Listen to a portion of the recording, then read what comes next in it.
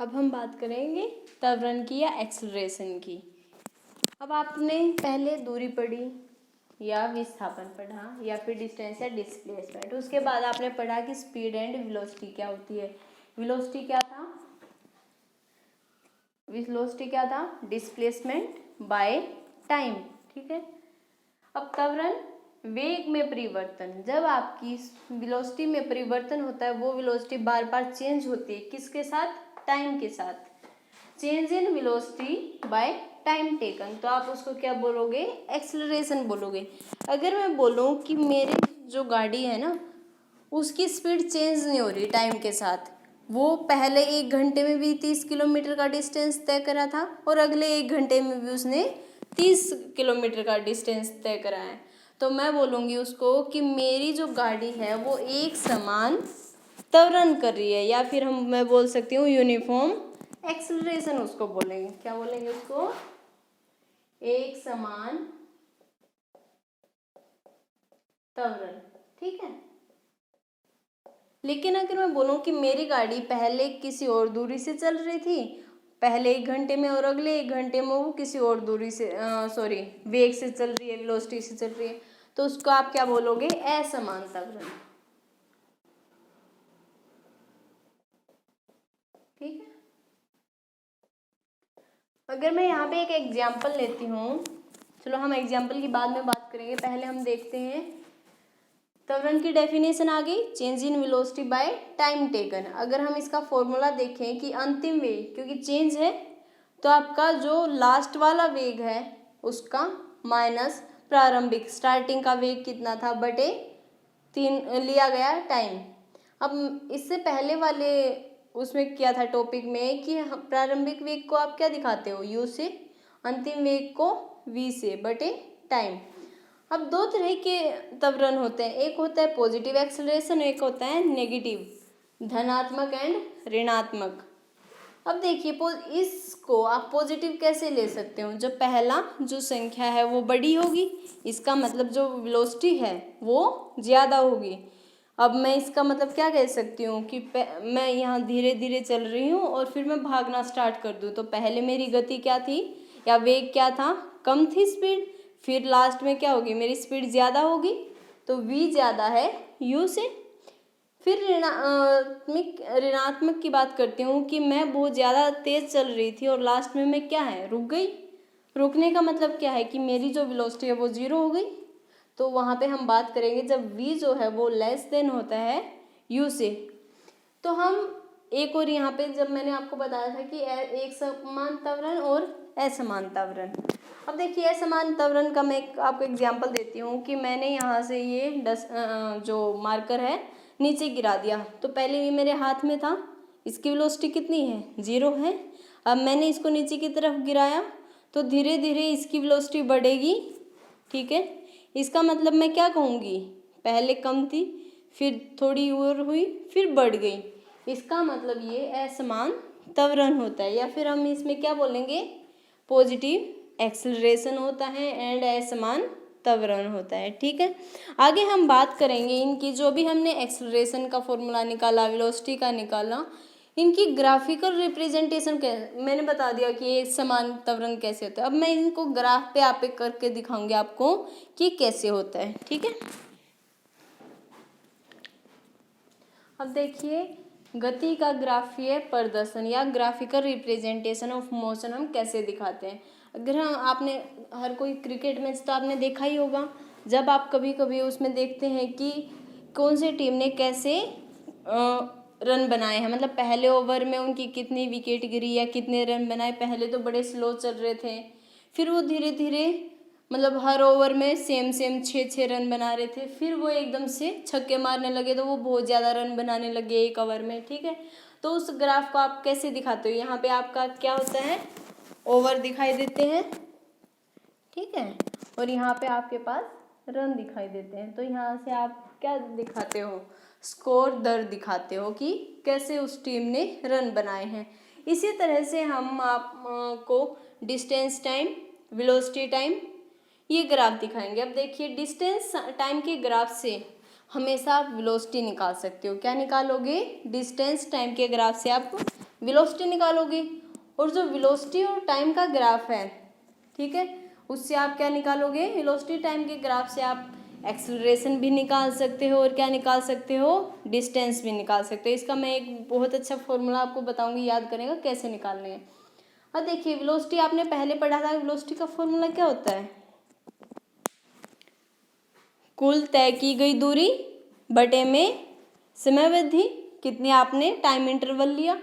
तो अब इस ग्राफ में देखिए कि मैंने एक सीधी लाइन ली, अगर मैं यहाँ बोलूँ कि t1 की जगह मेरे पास 5 सेकंड थे और यहाँ पे 10 सेकंड थे, तो 5 सेकंड में मैंने इतना डिस्टेंस कवर किया, अगली 5 सेकंड में भी मैंने इतना ही डिस्टेंस कवर किया। ये जो इसको आप बोलते हो स्ट्रेट लाइन ग्राफ, क्या बोलोगे, सरल रेखीय ग्राफ। क्यों, क्योंकि यहाँ पे लाइन जो है वो टेढ़ी मेढ़ी नहीं है, इस ग्राफ की तरह बिल्कुल क्या है, सीधी है। मतलब मान लिया ये इस तरह से ही ग्राफ है, अगर मैं 0 पे हूँ अभी, ठीक है, पहला क्या है डिस्टेंस 0, जब टाइम 0 है, जब मैंने चलना स्टार्ट किया और मैंने 5 सेकंड में कितना डिस्टेंस कवर कर लिया, 5 मीटर कवर कर लिया, तो ये बराबर हो गए। फिर मैंने अगली 5 सेकंड में फिर से 5 मीटर डिस्टेंस कवर कर लिया। तो जब हमारे पास एक समान गति होती है, ये कौन सी मोशन है, एक समान गति का ग्राफ है, तो हम यहाँ से कैसे वेलोसिटी निकाल सकते हैं, वेलोसिटी क्या होगी, अब कितना डिस्टेंस ट्रेवल, अगर मैं इनिशियल पॉइंट ये लेती हूँ, मान लिया ए, आपको दिखाने के लिए मैं ये भी ले सकती थी, लेकिन इससे आपको पता नहीं लगेगा, ठीक है। तो मैंने ए से स्टार्ट किया, फाइनल क्या है डिस्टेंस S2 माइनस S1, ठीक है। मान लिया मैं अपने घर से स्कूल की तरफ जाती हूँ, तो आप क्या बोलोगे, स्कूल के डिस्टेंस में से और घर का डिस्टेंस माइनस करोगे, तो S2 माइनस S1 बटे में टाइम कि 5 सेकंड, और मैं यहाँ कितने पे थी, 0 सेकंड पे थी, या मैं बोलूँ कि मैं वहाँ 10 सेकंड में थी और यहाँ मैं 5 सेकंड में थी, ठीक है। तो यहाँ से आपको क्या पता चल गया, वेलोसिटी पता लगी, कहाँ से निकाली आपने, डिस्टेंस टाइम के ग्राफ से निकाली। अब यहाँ देखिए वेलोसिटी टाइम के ग्राफ में आप डिस्टेंस कैसे निकालोगे। अब डिस्टेंस क्या होगा, आप इस फॉर्मूले से भी देख सकते हैं, डिस्टेंस क्या होगा,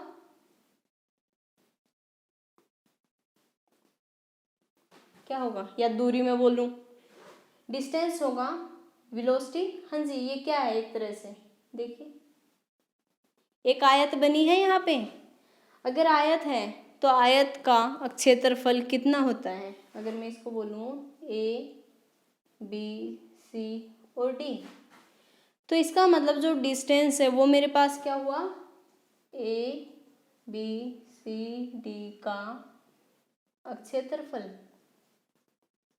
ठीक है। अब क्षेत्रफल क्या होगा, लेंथ इंटू ब्रेथ, लंबाई गुना चौड़ाई। अब इसकी लेंथ कितनी है, अगर मैं सिर्फ इतने की बात करूं, ठीक है, कितनी बात करूंगी यहाँ पे मैं, हाँ जी, क्या होगी लेंथ, T2 माइनस T1।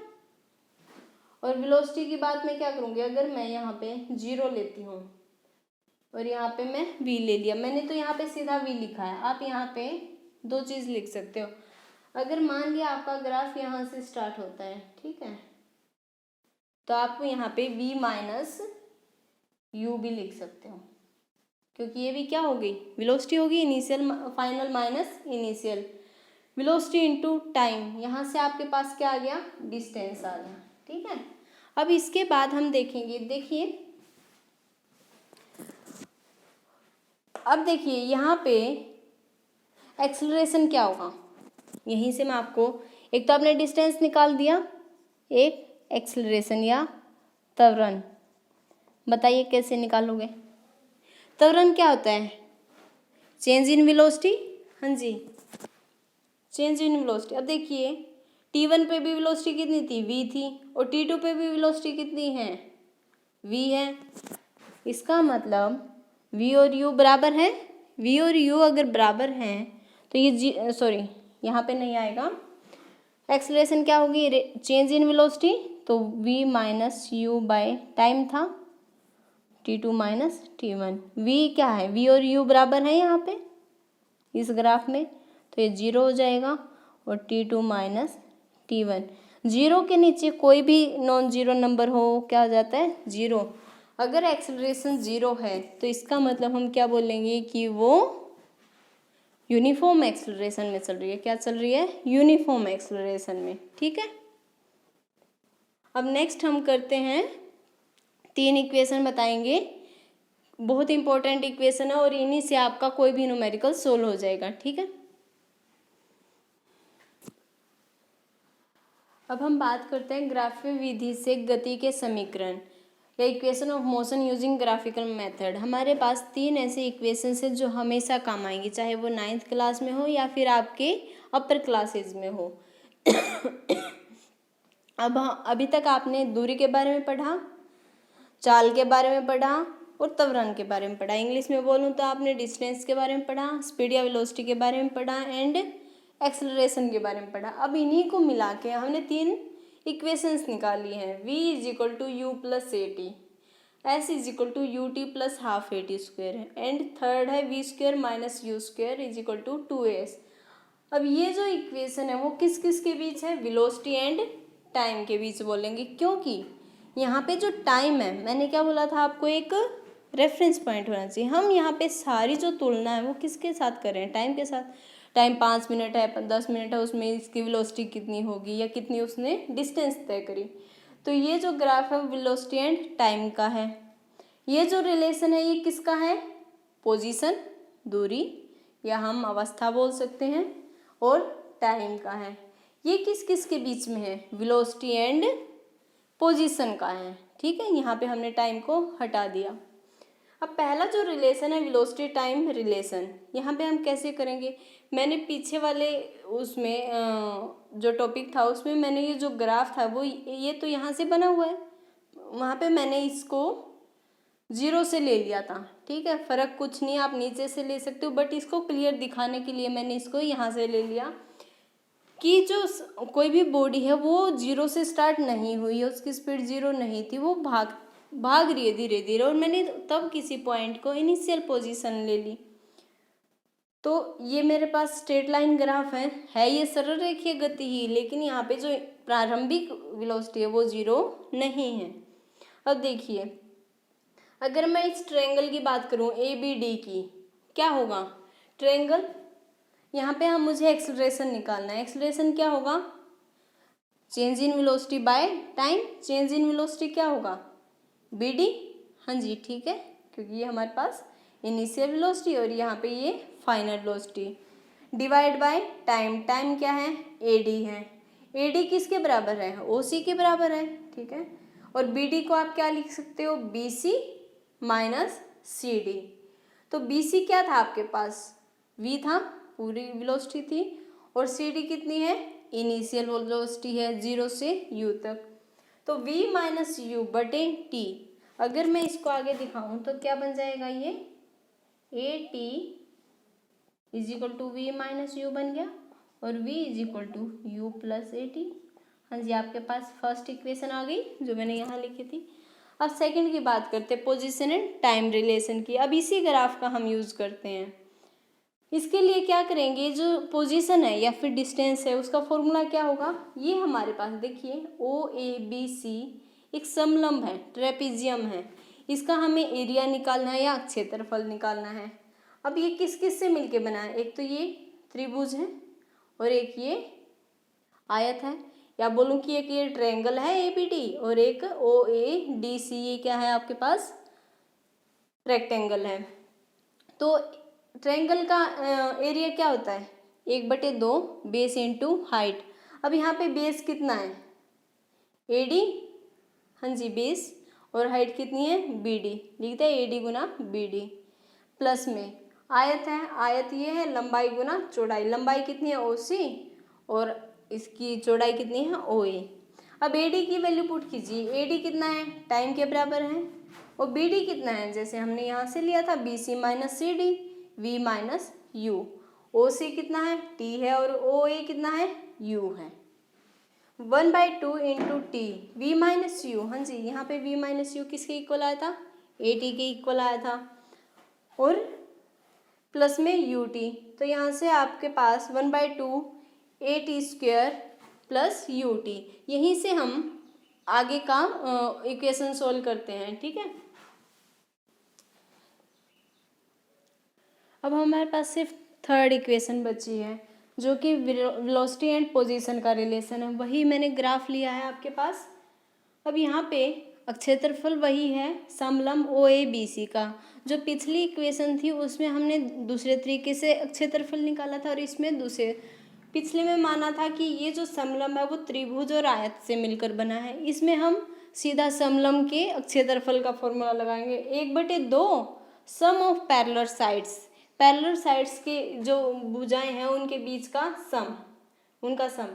यहाँ पे पैरेलल साइड्स कौन सी हैं? ओ ए जो कि एक लाइन में होती हैं, O A and B C, O A plus B C multiply by distance between parallel sides. अब इसके और इसके बीच का डिस्टेंस कितना है? ओ सी है, ये मैंने लिख दिया। ओ ए किसके बराबर है? यू के बराबर। बी सी किसके बराबर है? वी के बराबर है। ठीक है, ओ सी कितना है? टाइम है।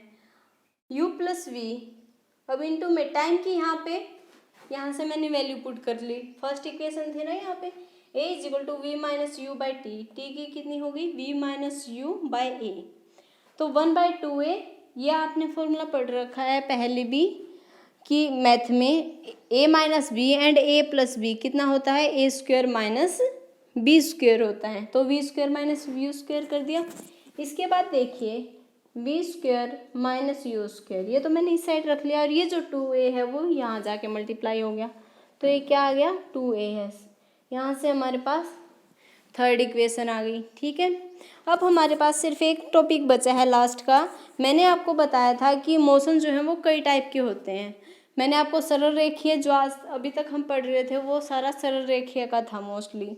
ठीक है, अगर देखिए यहाँ पे मैंने ग्राफ सीधा दिखाया है, यहाँ पे मैं एक डिफ्रेंशिएट करके दिखाती हूँ। अगर मेरे पास ग्राफ ऐसे है तो क्या बोलोगे? ये कैसा ग्राफ है? और ये जो है टाइम एंड यहाँ पे डिस्टेंस भी हो सकता है, आपके पास वेलोसिटी भी हो सकती है। ठीक है, हाँ जी, ये ग्राफ तो सीधा नहीं है। पहले यहाँ वेलोसिटी कुछ सॉरी, अगर हम वेलोसिटी और टाइम का लेते हैं, वेलोसिटी कुछ और थी, टाइम बढ़ा, वेलोसिटी ज़्यादा बढ़ रही है, टाइम कम है और वेलोसिटी बहुत ज़्यादा बढ़ गई, तो इसको आप बोलते हो नॉन यूनिफॉर्म मोशन। क्या बोलोगे आपको इसको? नॉन यूनिफॉर्म मोशन का एग्जाम्पल।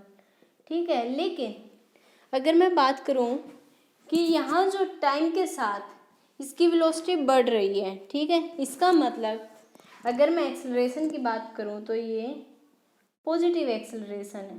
ठीक है, या आपको एक्सरसाइज में ऐसे क्वेश्चंस मिल सकते हैं। अगर मैं ग्राफ ऐसे बनाती हूँ, ठीक है, तो ये यहाँ से क्या होगा? बताइए यहाँ क्या होगा? एक मिनट, इसको हम दोबारा लिखते हैं।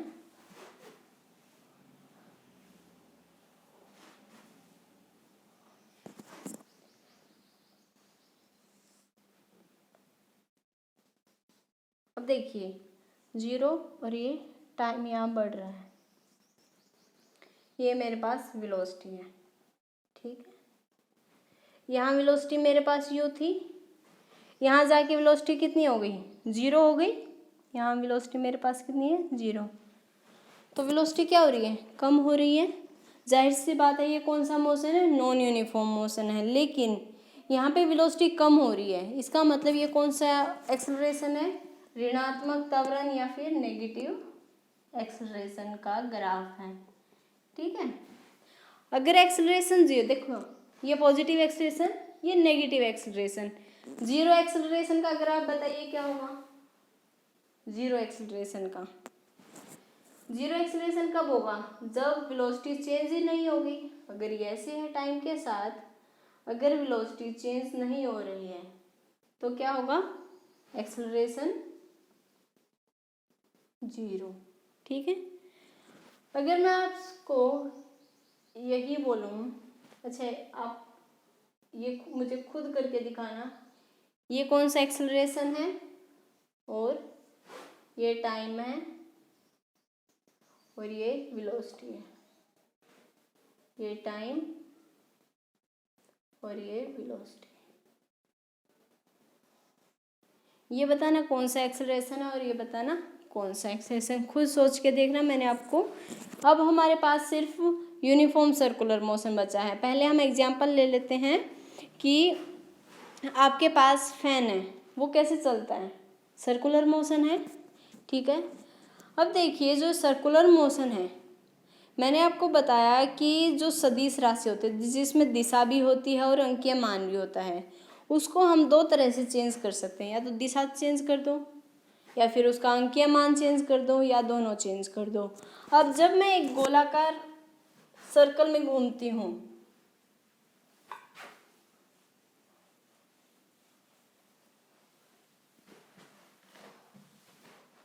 देखिए, ठीक है, यहाँ तक हम कैसे पहुँचे, देखिए पहले मैंने बताया हम सीधा लाइन में चल रहे हैं। जब मैं इस डिस्टेंस को कम कर दूं, आयत बना दिया, फिर मैंने इसकी एक भुजा में बढ़ाती गई, ठीक है, इस तरह से कोई भी मैंने आकृति बना दी। जब मैं इसकी साइड को छोटी करती जाऊंगी, अच्छा सर्कल की जो ये लगा लीजिए भुजा है उसकी लंबाई कितनी होती है, ना के बराबर होती है, क्योंकि यहाँ पे तो आपका डिस्टेंस जो डायरेक्शन है वो चेंज कर रही है। अगर वो चेंज कर रही है तो इसका मतलब वो क्या है, वो क्या है, नॉन यूनिफॉर्म मोशन। याद रखिएगा जो सर्कुलर मोशन है, यूनिफॉर्म सर्कुलर मोशन, या फिर हम इसको बोल सकते हैं एक समान वृत्तीय गति, ठीक है। वो कैसा मोशन है, एक समान वृत्तीय गति, नॉन यूनिफॉर्म एक्सेलरेशन मोशन है, नॉन यूनिफॉर्म, इसका मतलब असमान त्वरण वाला, ठीक है। क्यों, क्योंकि यहाँ पे हमारे पास वेलोसिटी जो है वो चेंज हो रही है। वेलोसिटी किसकी वजह से चेंज हो रही है, क्योंकि हम इसकी डायरेक्शन बार बार चेंज कर रहे हैं, ठीक है। इसके बाद आपके पास और क्या क्या एग्जाम्पल हो सकते हैं, जैसे आपके साइकिल का पहिया, वो भी एक सर्कुलर मोशन है। यहाँ पे आपके पास सिर्फ 3 पॉइंट याद रखने लायक है। जब भी न्यूमेरिकल करोगे, चलो इसमें एक फॉर्मूला रह गया, जब आप सर्कल में वेलोसिटी निकालते हो, वेलोसिटी क्या होगी यहाँ पे, सॉरी वेलोसिटी नहीं, स्पीड बोल लीजिए या वेलोसिटी बोल लीजिए, स्पीड बोलते हैं। क्यों, क्योंकि जब हम डायरेक्शन लिखेंगे तब हम लिखते हैं चाल 2πr बटे टाइम, ठीक है। अब ये जो रेडियस है r जो है वो रेडियस है और टाइम समय। यहाँ से आपके पास, क्योंकि जो सर्कुलर मोशन बनाए रखने के लिए भी हमारे पास एक फोर्स होता है, ठीक है, जो कि अंदर की तरफ उसे खींचता रहता है, उस फोर्स को हम सेंट्रीपिटल फोर्स बोलते हैं। क्या बोलते हैं हम उसको, सेंट्रीपिटल फोर्स, ठीक है। अब मैं क्या बता रही थी कि न्यूमेरिकल को सोल्व करने के लिए 3 इक्वेशन का होना आपके पास जरूरी है। वो 3 इक्वेशन आप नोट कर लीजिए। इफ ए बॉडी टू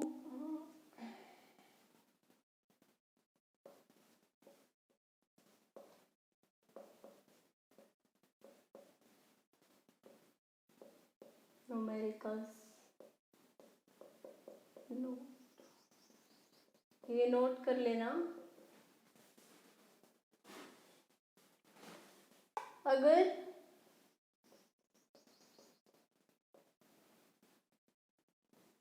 वस्तु कहाँ से स्टार्ट होती है, विराम से, मैं इंग्लिश में भी लिख के दिखाऊंगी, विराम से अपनी यात्रा स्टार्ट करती है, अपनी यात्रा शुरू करती है,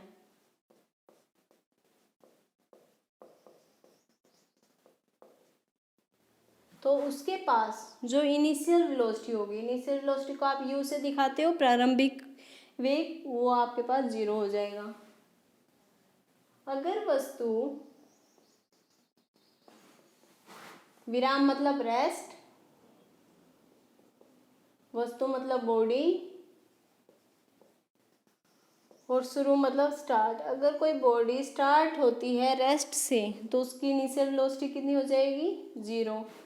अगर बॉडी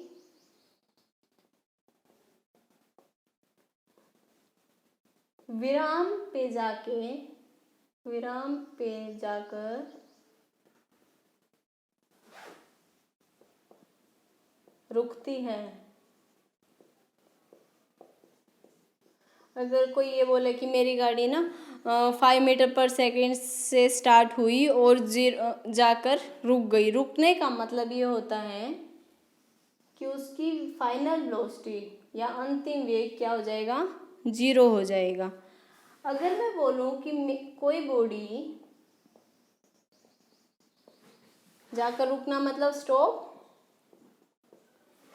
रेस्ट की पोजीशन पे वो रुकती है, और ये बॉडी, ठीक है।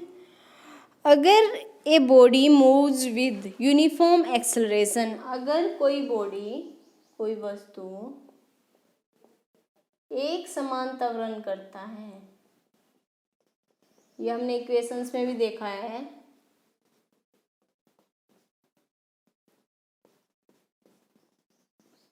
मतलब यूनिफॉर्म एक्सेलरेशन, इसके पास एक्सेलरेशन कितना होगा? 0। एक्सेलरेशन कितना हो जाएगा? 0। ये 3 पॉइंट ऐसे हैं जो कि मोस्टली न्यूमेरिकल्स में आपको इसकी ज़रूरत पड़ती है। तो आज यहाँ पे हमारा चैप्टर मोशन कंप्लीट हो गया है। ऐसे ही इंटरेस्टिंग टॉपिक के साथ हम नेक्स्ट लेक्चर में मिलते हैं। Okay, thank you.